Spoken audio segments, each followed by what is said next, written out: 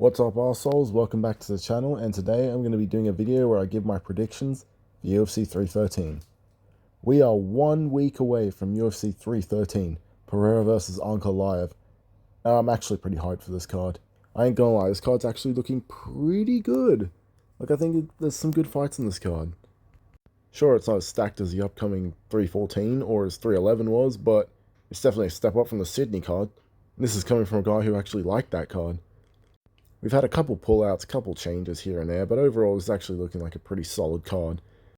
So with that being said, I'm going to break down the fights that I care about and give my predictions and thoughts over all of them.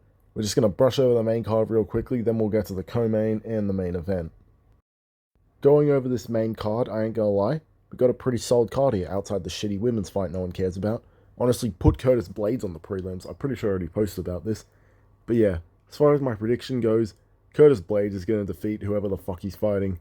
I know he's fighting some PFL guy who beat Pereira or whatever his name is. It's an attempt from the UFC to make Ngannou look bad.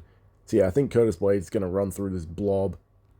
Then opening up the main card, we have Bobby Green versus Mauricio Ruffi.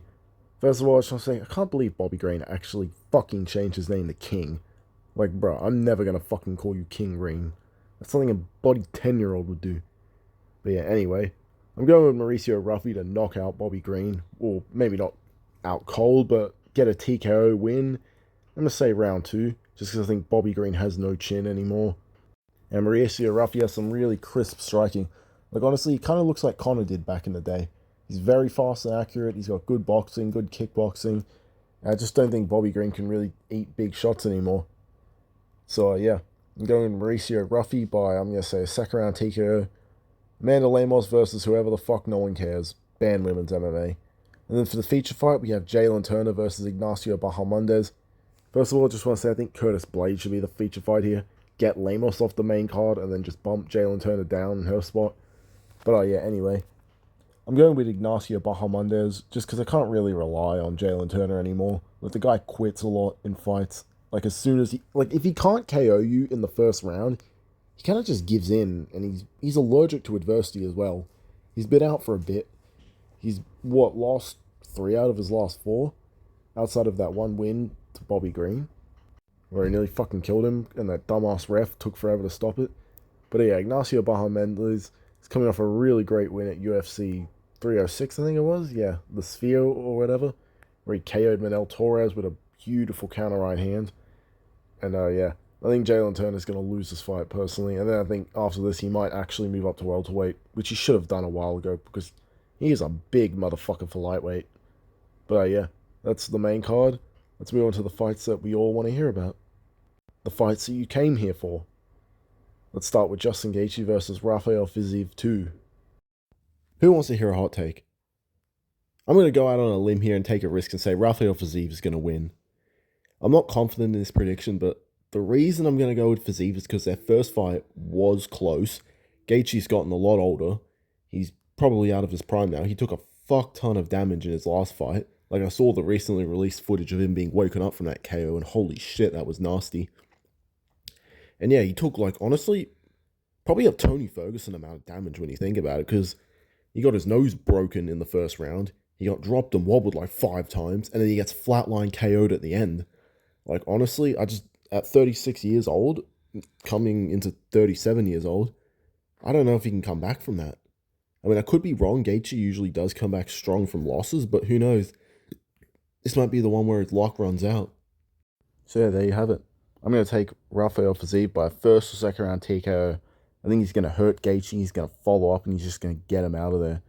Because although I think his power is a little bit overrated, he can definitely hurt you, and I think in this case, that might be all he needs.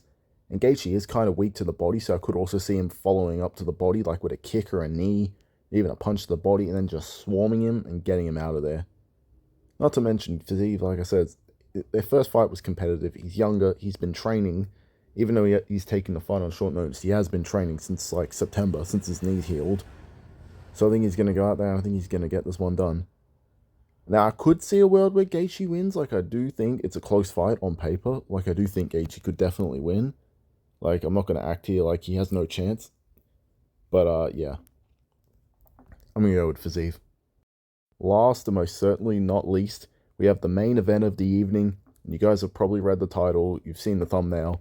I'm going with Alex Pereira by second round TKO or KO.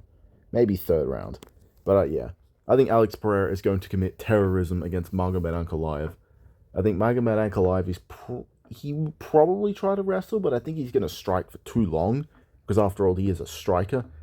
I just think Alex Pereira is going to beat him on the feet. I do think Ankalaev will land some shots here and there, like he might land that left hand that he has. He could land a head kick here and there, but I think Pereira's just going to be able to outdo him on the feet. And can I just say, I'm tired of all the fucking big ankles. Like, I'm tired of all these people trying to be different by glazing Ankalaev, Kenny in bedtime. And I'm just tired of them trying to act like Ankalaev is much better than he really is. Like, they're really trying to oversell him. They're trying to oversell the whole Alex Pereira, like, not training.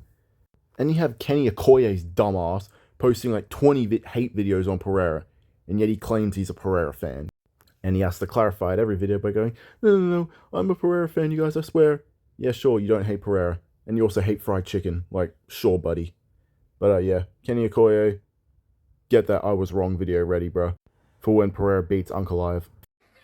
How should I know? I'm retarded. But on a serious analytical note, I do think the leg kicks of Pereira will be a problem. Ankalaev has showed problems many times with the leg kicks. Sure, he checked some of them against Rakic, but that's Rakic. I think the jab to the body will be there. I think Pereira's jab will also be there. The left hook will also be open because Ankalaev does drop his hands. He drops that lead hand all the time. Even Jan Blachowicz has caught him with that left hook. I think Rakic caught him a few times, but either way, he leaves that open. And Pereira also has a much longer reach here, and he has devastating power. And on top of all that, Pereira's a fucking double champion in kickboxing. Like, why do all these dumbass fighters keep trying to strike with him? I mean, Ankalaev is probably going to mix in the grappling, but he's probably going to strike with him for way too long. And I just think he's going to get caught. And even if he does wrestle, I've already said this before, Pereira's not in much danger. Like, yeah, sure, Ankalaev has some decent ground and pound, but who has he finished with ground and pound? Fucking Anthony Smith? I mean, he did beat up Jan Blachowicz pretty badly on the ground, but he didn't finish him. And Jan Blachowicz took that fight on short notice from 3 rounds to 5 rounds. I mean, I know Ankalaev kind of did, but still, Ankalaev was able to... Sorry, not Ankalaev. Blachowicz was able to survive. And he kind of fell on his ass in the last round somehow. I don't know what happened there. He kind of just fell over and just gave up bottom position. I don't know what happened. But yeah, I think Pereira's good enough to survive on the ground. He showed that he's good at nullifying ground and pound. And Pereira's just freakishly strong as well.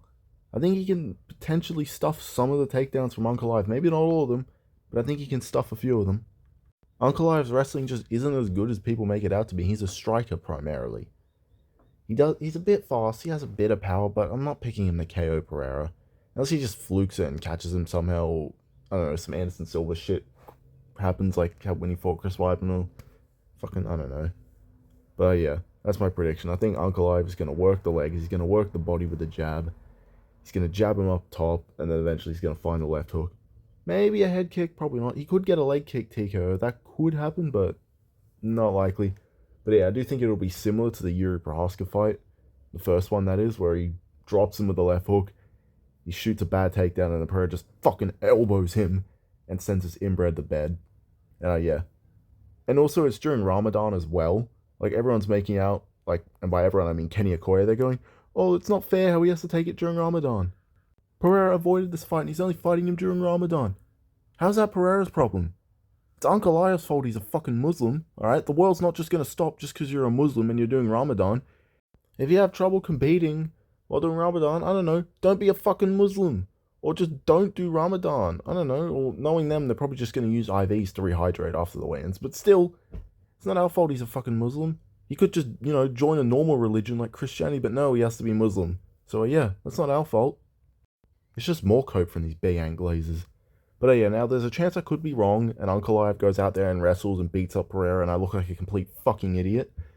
But I'm prepared to take that risk, I take a lot of risks in life, I talk a lot of shit, so, yeah, I'm gonna take that risk. But yeah, I'm going with Alex Pereira by, second or third round TKO. I don't think he's gonna get Ankalaev out there instantly. I mean, he might, but, yeah, I think it's gonna be, past the early rounds. But, yeah, that's my pick. Well, that's a video, you guys. Sorry it took me so long to get this video out. It's just I'm busy with shit. And I just couldn't be bothered half the time because I'm working or training or just doing other shit and couldn't be bothered. But yeah, please like, subscribe, hashtag all hail the Marlin Army, comment, whatever, share the video, get as many views as possible. And yeah, I'll do a post-fight recap of or whatever of the card after it happens. Maybe I'll post my reaction if Pereira sleeps Ankalaev with my mates, But yeah, I don't know what else to say. That's the end of the video. Fuck off.